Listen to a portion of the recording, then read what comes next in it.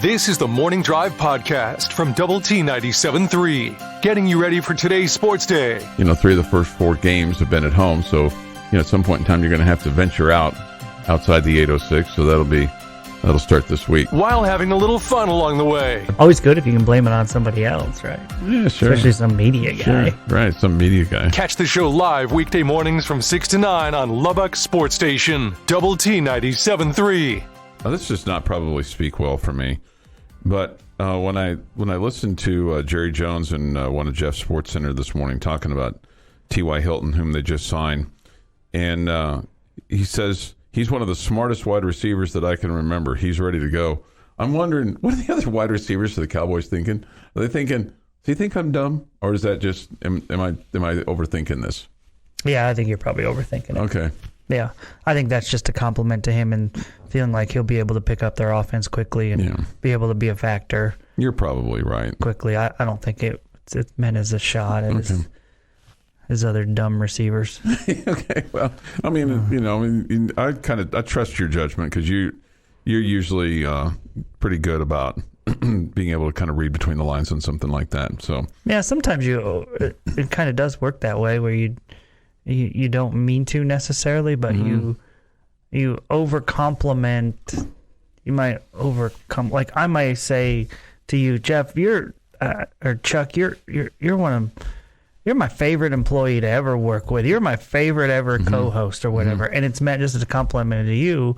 And meanwhile, Clint's like, well, wait a minute, I'm doing a show with you right now. Right. So I just meant it as a compliment to you, but others can take it the wrong way. It's like you have two because lives. If you really say it, if you really mean what you said, you are saying, Clint, you're not my favorite. right. So that's why you have to be careful. Right. No, it's with people like you that live double lives. Yeah, I think people who over compliment, I shy away from them. Yeah. Because I feel like they're not genuine. Yeah. Do you have another family like in Nope. Ruidoso Nope. or Dallas? Because you could be the kind of guy that would have a secret life that would take place that we know nothing about. You guys are my only family. The other one's all made up. Oh, okay. The whole wife and kids thing that really doesn't exist. There's trying to make yourself a little bit more becoming. Yeah, I just want people to think I'm a real guy. But really, it's just, you guys, you're my brothers. We're your brothers. Okay. Mm-hmm. You and Jeff. I don't think it does. Somebody wants to know if the T.Y. Hilton signing closes the book on Odell Beckham Jr. to the Cowboys. Maybe for this year, and maybe the book on Odell is more closed because he's not healthy. Now, what does that mean with regard to him for next year? You worry about next year, I guess, at this point in time. Yeah, I think it closes the book on this year, Yeah. but it doesn't mean it's not a possibility that he could sign in the offseason when he's healthier. Yeah. Because, Jerry said it didn't appear that he could help them this year. It would be more of a signing for next year. Yeah. So why make that move then in that situation? The breaking news from early this morning, and I'm not sure what time this came across the old wire, I guess 8 hours ago, so it was late last night. Carlos Correa and the San Francisco Giants, 13 years, $350 million. What do you think about that? I'm so thrilled. I knew you would be. I was happy for you when I heard that because you were worried about him going to the Yankees. I thought that was pretty much squashed if Judge re-signed in New York, but if Judge hadn't re-signed in New York, I think there's a great chance that Correa could have been the next Yankee shortstop, which is dumb because like 2 of their top 5 prospects in the system are shortstops, and I believe one of them's maybe a year away. So I think it's a good fit for him. I think it's too much for him. Yeah. But he's 28 too. Yeah, have at it. So 13 years, $350 million. It's a record long deal that is the richest ever for the position. And according to this ESPN article by Jeff Passan, gives them a franchise type player that they can build around.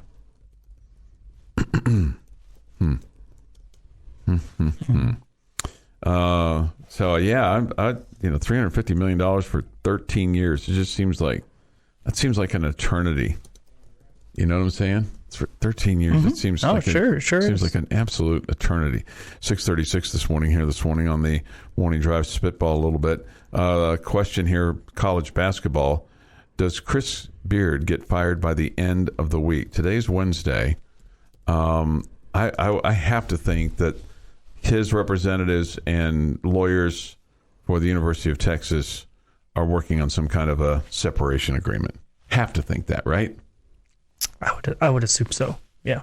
I mean, I think I would be shocked at this point. But I don't think they're just going to fire him with cause at this point. No, because, I think they'll pay him to go away. Yeah, because of all the, all the details not known, whatever. Mm-hmm. So I think they'll I think they'll work out a settlement and say, okay, we know if all the details were out there, you probably would get fired with cause and get nothing.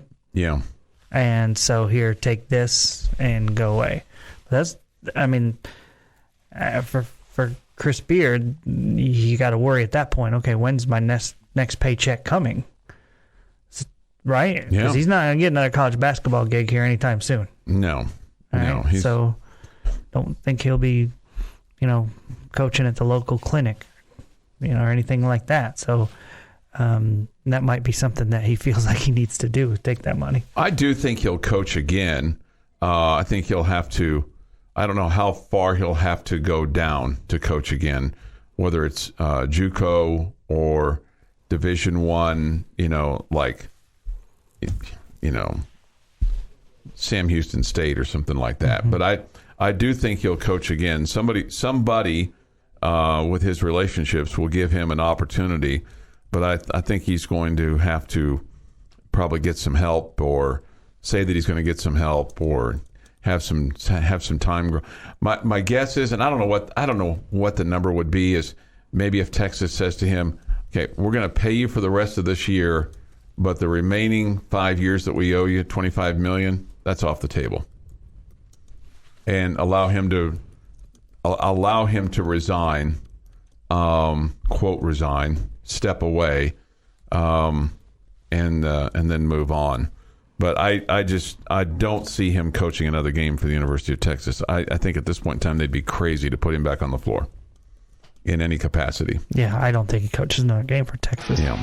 Getting your sports day started the right way. This is the Morning Drive Podcast from Double T 97.3, breaking down the biggest games. If Texas Tech does not win the Big 12 football conference, who are you rooting for to win the conference if Tech does not win it this year? Well, busting some chops along the way. I hold back on sending you stuff. I mean, I'm very, very, very judicious. We spend 3 hours a day, 5 days a week together. Why would we need to communicate during the weekends? Right. Save it for the show. We do. We save it for the show. Tune into the Morning Drive live weekdays from 6 to 9 on Lubbock Sports Station, Double T 97.3. Today is the 14th day of December, 2022. 10 shopping days left. 10, unless you go to one of the convenience stores on Christmas morning to do your shopping. Here with this day in sports history is the one, the only, Jeff McGuire. 1930 is where we're going to start off today. Mm-hmm. The National Football League Championship took place, kind of, because the Green Bay Packers repeat with the best record and the first past-the-post title. So it was who had the best record at the end of the regular season was the champion. Okay. 1938, Major League Baseball agrees on the use of a standard ball. They disagree, however, on increasing the rosters from 23 to 25 players, although Commissioner Kennesaw Mountain Landis eventually decides on 25. They agreed on a standard ball? Was that the first thing that you said as part of that? Yeah. What was the difference? Probably size, if I had to guess. Or stitch count or something. Cowhide versus, moose hide or something like that. 1947, National Association of Stock Car Racing, also known as NASCAR, is founded in Daytona Beach, Florida. So happy birthday, NASCAR. 1950, baseball owners choose Lou Pernelli, Phil Wrigley, Dave Delwebb, and Elias Ryan to select a new commissioner. 1958, Pat Summerall kicks a game-winning field goal for the New York Giants against the Cleveland Browns at Yankee Stadium. Pat Summerall? Really? He was a kicker? Yeah, Yep. he was a kicker. Yeah. That's cool. Yeah, and the story on Summerall and broadcasting is fascinating because he was like rooming with another guy, and the phone call was supposed to go for the other guy, and Summerall takes the call, and he ends up going to do the audition. It's pretty close to that. 1988, CBS's bid of $1.1 billion wins exclusive 1990 to 1994 Major League Baseball rights. And in 2019, 85th Heisman Trophy Award is going to Joe Burrow.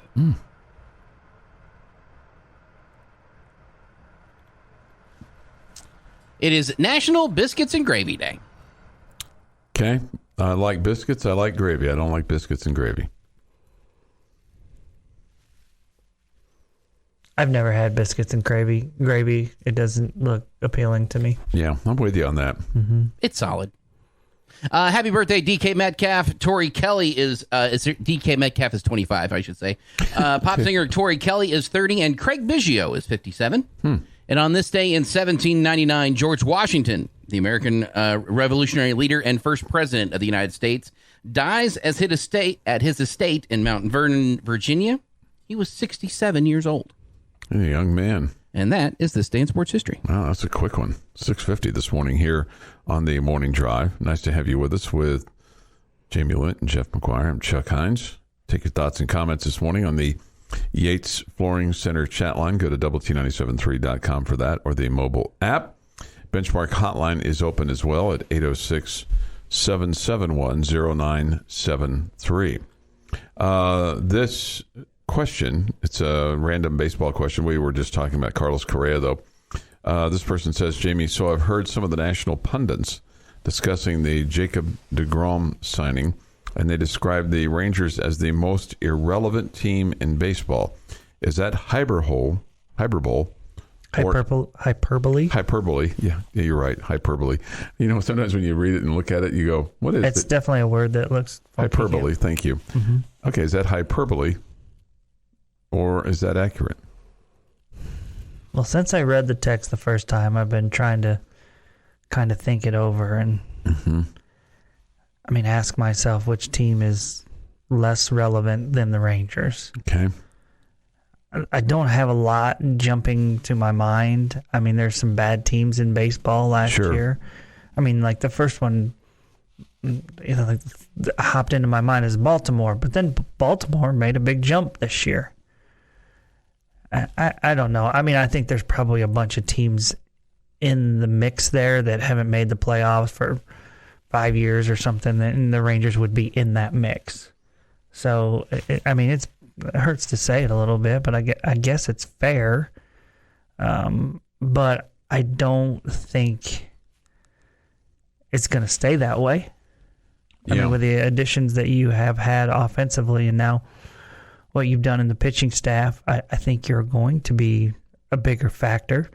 You've also played in the division where the Astros have just absolutely dominated. They've been really, really good for the past 6 or 7 years or whatever. So that's helped to keep you irrelevant. But yeah, we're all allowed to get better, Chuck. No, right. So are the Rangers, and Right. I think they've done that this offseason. Right. With a couple of pitching signings, and so I'm excited to get the Rangers out of that group of teams that are irrelevant. Yeah. I wouldn't describe them as the most irrelevant team in baseball. Okay. That's probably fair. But So who is?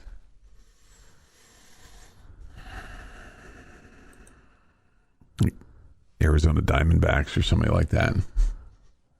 So why? Why am I hating on them? Just what makes them more irrelevant? I don't know. I just feel like I think most irrelevant. Let me pull up something here. Let me pull up standings so I can have all the teams in mind.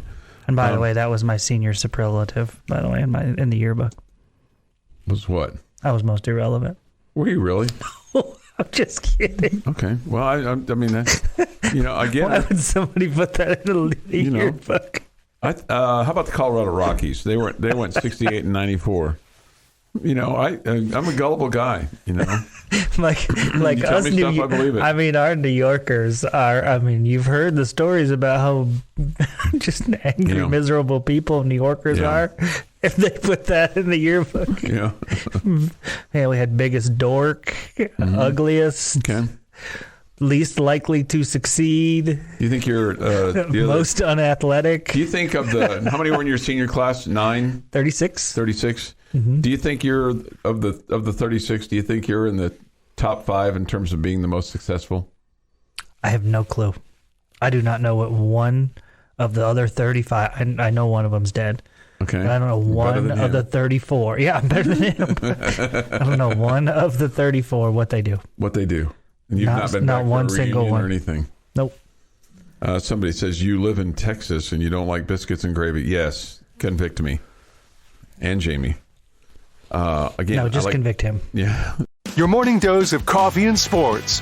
This is the Morning Drive Podcast from Double T 97.3. Catch the show live weekdays from 6 to 9 on Double T 97.3 FM or on the Double T 97.3 mobile app. With Jamie Lent and Jeff McGuire, I'm Chuck Hines, and look forward to hearing from you today on the Yates Flooring Center chat line. Go to doublet7.3.com for that, or the mobile app.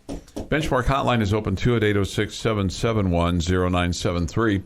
We come to you this morning from the First United Bank studios here in downtown Lubbock. So can we go back to the last question about, Sure. Are the Rangers the most meaningless franchise in baseball? Right. I mean, I don't think it's just about wins and losses. Mm-hmm. I mean, it's interest and your fan base and all of that kind of stuff. Passion, maybe. Yeah, in a fan base or whatever. I mean, because you could look at I don't know. I mean, the Red Sox finished last in the East this year, but you'd never say that they're irrelevant. I mean, they're one of, and I would say the same thing about like the Cincinnati Reds. They won 62 games this year, lost 100. But I don't know. I mean, I still think Cincinnati has a great fan base and all that. Mm-hmm. I mean, the Rangers won more games than, say, your Royals, who were 65 and 97. But the Royals won a World Series within the last 7 years or whatever it was. So 2015. It'd be hard. I mean, the Nationals were horrible this year, won 55 games. Mm-hmm. But, I mean, they just won a World Series a couple years ago. Mm-hmm. So I don't know. That's such a subjective thing. Yeah. And by the way, the Rangers and Rockies won the same amount of games last year. Okay. So I don't know how you could put one behind or one in front of the other. Mm-hmm. The Diamondbacks, who Chuck wanted to poo-poo, won 6 more games than the Rangers. I just kind of feel like they're lost in the valley of the sun. You don't hear a lot about them. That's fair. That's fair. But I mean, you also don't hear a lot about the Pittsburgh Pirates. No. Who lost 100 games this year. Sure, right. Yeah. So again, I mean, I think there's a group of teams that have been irrelevant, and as a Ranger fan or somebody who roots for the Rangers, I'm sure you hate to hear that. I mean, I do, but at the same time, it's understandable. You're not the most irrelevant. You're just one of them. Because I mean, if you're not in the playoffs, they don't really matter that much, right? Well, they've spent some money this offseason to show that they are at least they've got a pulse. Yeah. They've got a pulse. And bitter Yankee fan here would tell you since they haven't won a World Series in 13 years, they're irrelevant. Yeah, they find a way to make the news though. They do, unfortunately. They got that Aaron Judge guy that he's pretty good. But right now, way more hype than they are success. Racer 26 says, what about the Marlins? Yeah, well, you got them too. But even the Marlins, I mean, at least they buy themselves a World Series every once in a while. They have done that. And they've figured it out. Mm-hmm. Anyway, speaking of Aaron Judge, I got an email the other day it's just a sports from Aaron Judge.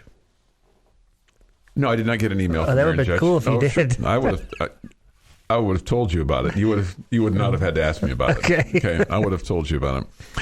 No, it was on the baseball that went into the stands there in Arlington, number 62, and basically it's being put up for auction, and I think the bid when I saw it the other day, it was like it was over $1 million, like 1.2. So I don't know where it is today on that. Wasn't the guy immediately offered $2 million? Yeah, right. And that's what I was thinking. Like that guy may have underestimated. But I heard later he was offered $3 million. Yeah, so I don't know where it is. I don't know where it is today. I just when I clicked on it, I was like, oh, okay, well that's kind of interesting. That's the that's the Aaron Judge ball. That's the guy. That's the dude. So anyway, I'd have to check this to see where it is. It was not quite to my level yet for me to bid on it. Mm-hmm. Right. Right. Right. Not quite. Right. Not quite. Mm-hmm. Not quite. Texas Tech basketball. The Red Raiders were in action last night. They beat Eastern Washington 77-70. They had at halftime a teddy bear toss last night, and they're going to do it again today. I love that. In fact, you know what I think I'm going to do? I think I'm going to go to the store today and buy a teddy bear for me and Fink to toss, and it's going to kids for Christmas. And I'm not sure who it is going to specifically. I think it's the children's home, but I might be wrong about that. But anyway, I thought that was pretty cool, and I think that'd be good for them to see old Fink throwing on the court tonight. Okay. I think the play-by-play guy should have a teddy bear to contribute to the cause. So I'll be a good partner and get one for him. I don't think he's got time to slip away today to get that. I'll go make our selections today. But I thought it was pretty cool watching him throw it on there. You know, it's kind of like being at a hockey game when the guy has the hat trick. Mm-hmm. You know, and they throw all the hats and stuff, or the hockey arena where they throw the. So how's it work? They have a kettle in the middle or something? You're supposed to aim for it? No. They just threw them out there, and then they had some kids that scooped them up and put them in a trash bag for them. Mm-hmm. And what was really entertaining last night was the halftime. I mean, these boys were probably 8 years old, but they were fantastic. They clearly were well coached because they knew what to do with the basketball, and they had this one kid shot a three right away, and of course he became the crowd darling. The team that was wearing the dark colored jerseys beat the white colored jerseys. I think the white colored jersey kids only had one basket, so I was kind of feeling sorry for them, and they made one. But the other kids were like really, really good, and they were throwing it up. And the thing that I really enjoyed about last night's game, the game between the games, was the two coaches that were out there didn't get silly with the whistle. In other words, I mean, there were some times where kids were walking a little bit, or when there was a jump ball, there was a flat, but they just let them play. They just let them play, and it was highly entertaining. Mm-hmm. So I would love to see those kids again. I think that'd be fun to see that halftime. Yeah, I always love the halftimes where the kids get out there and get to play. Yeah. Last night, Red Raiders led by Kevin O'Banner. He had 25 points, 19 for Davion Harmon, and 15 for Pop Isaacs. He had 3 in double figures, and then nobody else really even close. Your next highest scorer was KJ Allen. He had 5 in 18 and a half minutes of work. Jalen Tyson had 4 in 33 minutes of work. He was 2 of 8 and 0 of 3. So you kind of wondered, did his ankle injury, did that affect him a little bit last night? My guess is yes. I would guess it did, and maybe just not being able to be out there shooting and getting the reps that he had been giving or had been getting before that had him a little bit rusty and off. Mm-hmm. Yeah. 7:09 this morning on the Morning Drive. Get some comments from Coach Mark Adams next here this morning on Lubbock Sports Station Double T 97.3. Red Raiders win their game against Eastern Washington 77-70. They're 27th in a row at home. Their next action comes up Saturday in Houston against Jackson State. Coverage at 2, the tip at 3 here on Double T 97.3. Your morning blend of sports. K-State is coming off a big win over Oklahoma. Of course, the Red Raiders off their 37-34 overtime win over number 22 Texas. And humor. Sure to tell them that. You suggested that. And, of course, that got a big laugh. This is the Morning Drive Podcast from Double T 97.3. Catch the show live weekdays from 6 to 9 on Double T 97.3 FM or on the Double T 97.3 mobile app. Jamie's question of the day on Double T 97.3 is presented by Bizarre Solutions. Call them today for a free cybersecurity audit. All right, so my question for you guys today with the passing of Coach Leach late Monday night. Obviously, there's been an outpouring of support, which I think has been really cool to see on social media. My question for you guys today is, tell me your favorite, and you don't have to quote word for word, but what's your favorite Mike Leach comment / quote, and what was your favorite Mike Leach game for the Red Raiders? I think everybody's going to say the Texas game, so pick your second favorite game in the Mike Leach era. For me, the Nebraska game stands out. The 70-10 game, we just put a whooping on Nebraska, and that's where I acted like a even more immature person than I already am. When I stood up on the bleachers on the east side, and I screamed at Tom Osborne, knowing that he couldn't hear me, like I did as a senior at KU when Dr. Tom ran the score up on KU, and I screamed that day in 1982, "Every dog has his day, Dr. Tom, and I'll have mine." And I maybe added some words to it. And so at that end of that 70-10 game, I'm glad the Red Raiders could write a check that your Jayhawks. No question. Yeah, no, I was very, very, very happy about that. And I stood up and I screamed, "Every dog has his day, Dr. Tom, and I just had mine, blank, blank, blank you." And my wife was like, What are you doing? I said, well, in 1982, Dr. Tom called timeout right before halftime so he could go for two and run it up on KU. And I just wanted him to know that I had my day here today in Lubbock, Texas. And she just like shook her head. Okay. And that's when she knew she was the lucky lady. Jeff? We are the lucky guys. You are. Both of mine, oddly enough, are from the same game. The win over A&M with the quote, "Sometimes a pirate can beat a soldier." Yep, I love that. Period. Drop the mic at that point. That's how all of us felt at that exact moment when he said it. Was that the 2002 Wes Welker punt return game, or was that the Robert? No, that was Johnson? the Robert Johnson. I think that was the Robert Johnson game. But any win over A&M was good. Absolutely. And dropping that quote after beating A&M, that was when the pirate kicked off. 100% with Jeff on the comment. That was my favorite one ever, just because I had, living in East Texas, had such a strong dislike for the Aggies, living around so many of them that were nonstop beat down of anybody verbally that was a fan of a different school. They were hard to live with.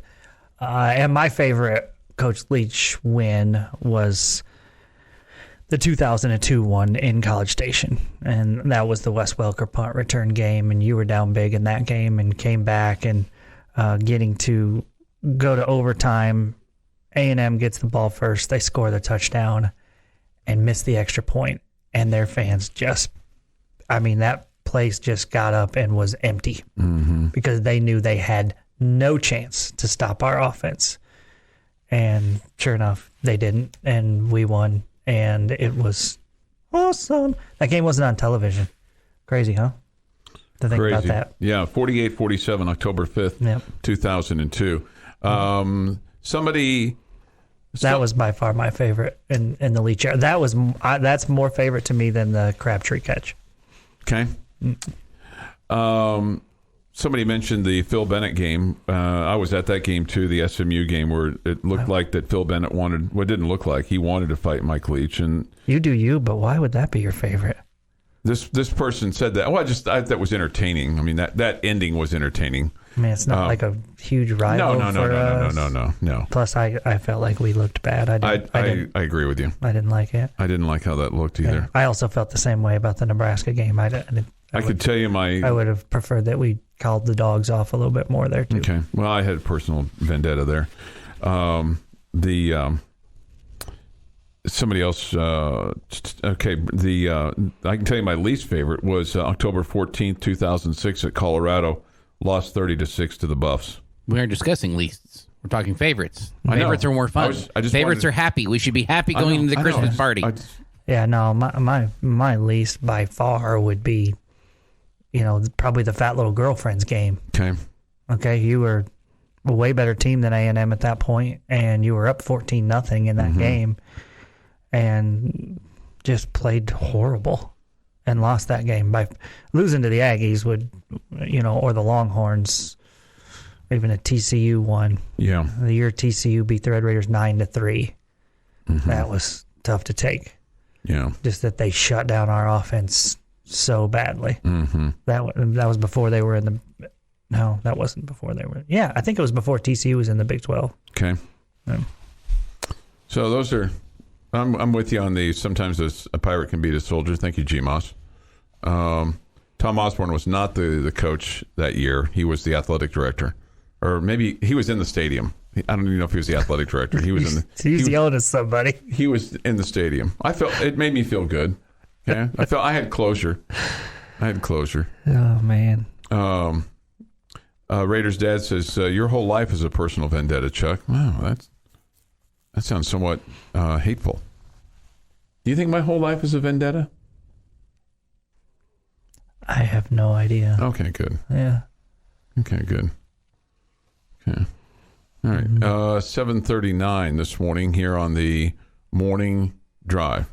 Comeback from Minnesota in the bowl game was a good one, too, off the 8th Flooring Center chat. Oh, yeah, absolutely. Now, why they quit throwing to the tight end in the second half, I still don't understand, but that's what enabled you to do it. I'll tell you the 2002 Texas game, too, in which Tech won 42-38. That was Coach Kingsbury's last game as a player at Jones Stadium. That was a great night at Jones Stadium as well. You're tuned in to the Morning Drive podcast from Double T 97.3, recapping the night that was in the world of sports. That's not to say that they don't respect the run game that you have, but you're talking about one quarterback leading the conference in passing so far this year. And remember, he didn't start the first game. All right. Still played a lot, though. And also bringing some humor to your day. I just don't want to disappoint you. As much as I disappoint you, I don't want to disappoint you in some things that you expect from me. Hear the show live weekday mornings at 6 on Double T 97.3 or on the Double T 97.3 mobile app. Thank you for being with us with Jamie Lent and Jeff McGuire. I'm Chuck Hines. Hope you're off to a good start of your day today, and look forward to having a great day today. It's Wednesday, the day the work gets done. Come to you this morning from the First United Bank studio, as we do every morning. Okay, and the Yates Flooring Center chat line, it is open, flashing right now. Hot texts available. We're looking for them. Hit us up on the Yates Flooring Center chat line. Go to doublet973.com for that. Benchmark hotline is open as well at 806-771-0973. It's 806-771-0973. We'll have Lady Raider basketball for you tonight on 107.7 Yes FM. Coverage at 6:30, the play-by-play at 7. And we'll have that on 100.7 The Score as well with the tip after the high school fan zone. Coaches from Lubbock High, Friendship, and Lubbock Cooper into the high school fan zone as the high school basketball season take a little bit of a slight break, right, for Christmas. And some will be participating in the Cap Rock, which will come up right after Christmas. So it'll be it's not like a total idleness for all, but just a brief stoppage, brief little respite, side of the road, cat nap, so to speak. You ever take a cat nap on the side of the road? Not on the side of the road. While you're driving on the road, have you ever taken a cat nap? No. Okay. I don't usually pull over on the side of the road Okay. unless it's an emergency. Okay. Now, I've taken a cat nap in my car before, but like in a parking lot or something, but Right. not on the side of the road. No, that doesn't seem very safe. No, it doesn't seem very safe. Red Raider basketball team won last night, 77-70 over Eastern Washington. They'll play Jackson State on Saturday. High Point man last night, Kevin O'Banner, he had 25. Pop Isaacs, 15. Davion Harmon had 19 last night. Somebody asked, why didn't the men's basketball team get a break for finals? They did. Finals are done. Yeah, finals are done. Today's Wednesday. It was done yesterday or Monday. But, yeah, they got the break. I mean, it doesn't take 6 weeks to take a final. Well, I assume they have more than one. Right. Yeah. I would assume. But, I mean, who knows? Maybe some of the professors, it's Christmas, just screw it. No finals for you. Okay. Sometimes Seems it's like that would be an important thing to you have to make them do. Yeah, no, sometimes it is. Red Raiders did not shoot the ball particularly well from beyond the arc. Probably had some 3-point shooting practice today. 4 of 25. Has that number concerned you over this the start of the season? Their 3-point shooting? Yeah. Sure. Yeah. Mm-hmm. Who would you like to see step up on that? Kevin O'Banner. Yeah, he was 1 for 5 last night. What's his percentage on the season? I think it's well below 30%. Yeah, I think you're right. I think, though, from last night's game, you got to look at Pop, though. Well, 3 for 13, I think. 12 for 3 for 12, yeah. Mm-hmm. Yeah. No doubt, but he's been your best 3-point shooter. And last night was a bad example. I am of the opinion, though, that at some point when you've missed that many, you need to change your game up at some point. I'm glad he didn't, though, because he had 2 big threes in the second half. Right, but if he had not shot the 10 that he missed, if he'd taken that to 5 that he missed and drove the lane, sure, you get contact and get fouls and get 3 points that way, too. Because he can do that as well. Yeah, there's some of that, but if that's not what your skill set is, and I mean, is he the guy that opens things up on the inside by being an outside threat for your team? Now, last night I didn't feel like he was much of a threat because he was missing, but shooters got to shoot, man, and they got to shoot their way out of it at times. And I think there's truth in what you're saying, makes some sense, but at the same time, I mean, there's John Starks in the NBA Finals, who was 1 of 16 or 17, whatever it was, and you're like, hey, maybe consider passing. But I don't know. I didn't get that vibe from Pop last night. I feel like the offense needs him to shoot threes, and you just assume sooner or later he's going to shoot his way out of it, and ultimately he did in the second half. Mm-hmm. And I know it doesn't look pretty, and those numbers, 3 of 12, are not pretty, but I don't know. The analytics will tell you, you got to shoot threes. Yeah. How about this? I think this is interesting. I don't know if you'll find it interesting. Last night, Eastern Washington whistled for 15 fouls. Red Raiders whistled for 14 fouls. Yet when it comes to the free throw line, Eastern Washington 9 of 12. Meanwhile, Red Raiders 19 of 22. And in the act of shooting, right, not in shooting fouls. Right. No, all of that is just again, thought it was interesting. But the fact that you hit your free throws and O'Banner hit his 8, basically the difference in the ball game. The 19 of 22 versus their 9 of 12 last night. Here's some sarcasm. I'm sure Pop will take the advice of a radio show person. Thanks for the insight, Jeff. You're welcome. I mean, that's what we're here to provide advice, provide help to any who will take it. I mean, if you'd like me to stop by your place of business today, I'm sure I could offer some kind of advice for you. Yeah. Right? I don't know. I just I think that's kind of what he's on the court for. Mm-hmm. Right? He's shooting threes at this point.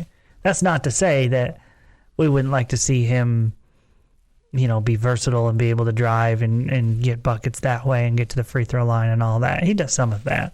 It just was a bad night for him. And right now I have more confidence in him shooting a 3 than anybody else. So I'm going to ride with him. Okay. I'm going to ride with him. I think that's smart because he's so far shown that he wants the ball and he can deliver in some key moments. We've already seen that. And some of it, to Jeff's point, has been with him driving. Mm-hmm. Mm-hmm. Yeah, it's not been him settling for a 3 or whatever. It's him driving. Yeah. Do you guys feel like he's been a guy that's forcing threes at all? I mean, 12 in one game is a lot. It's a lot of threes. But do you feel like he's forcing it? Because I feel like he's done it within the offense. Yeah, I do too. Yeah. If I'm going to nitpick a little bit here, I would nitpick about the fact that your quote-unquote point guard and Davion Harmon is keeping the ball in his hands way too much, in my opinion. I mean, the ball is, he's dribble. I mean, I'd like to see the ball move a little bit more. That being said, I love what Davion's doing, being aggressive and getting to the rim, too. So there's this guy, you got to find a little bit of a happy medium there. And the other thing, too, is his teammates are allowed to help him when he's dribble. Yeah, make yourself available, right? Yeah, and that get open. You've been listening to the Morning Drive podcast from Double T 97.3. For more from Lubbock Sports Station, go to doublet973.com.